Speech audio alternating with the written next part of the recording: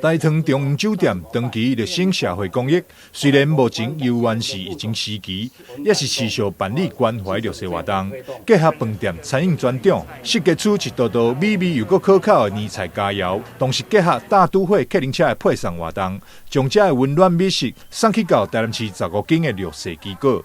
今天花花招招的总共第一个台湾糖业公司跟台湾糖业协会，还有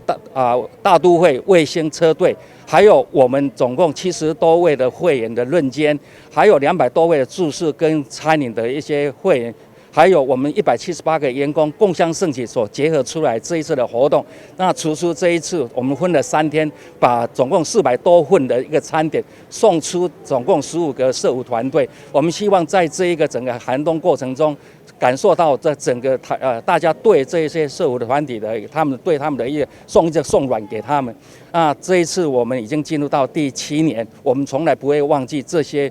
需要我们需要关怀这些人。那今天很感谢有这个机会，借由这个机会，大家多关怀这些社福的这些团体。为了感谢大同中央酒店长期关怀弱势先行已故，市长王伟哲嘛特别出席活动，亲自颁发感谢状。好，我们谢谢我们长荣酒店，台糖长荣酒店来对于热复医事中心、热复中心的弱势团体能够这个帮忙，他们希望提供年菜，希望他们过一个快乐的好年，这点让我们非常非常感动。那我想这个部分台南市政府一定会全力来协助，因为坦白讲，政府施政是有一定的规定，有些人规定还不符合，但是事实上的部分就很有赖于很多民间社会的注意。那瑞复中心长久以来帮忙我们身障弱势的人能够有一个安稳的家，那他也很需要社会各界伸出援手来帮忙他们。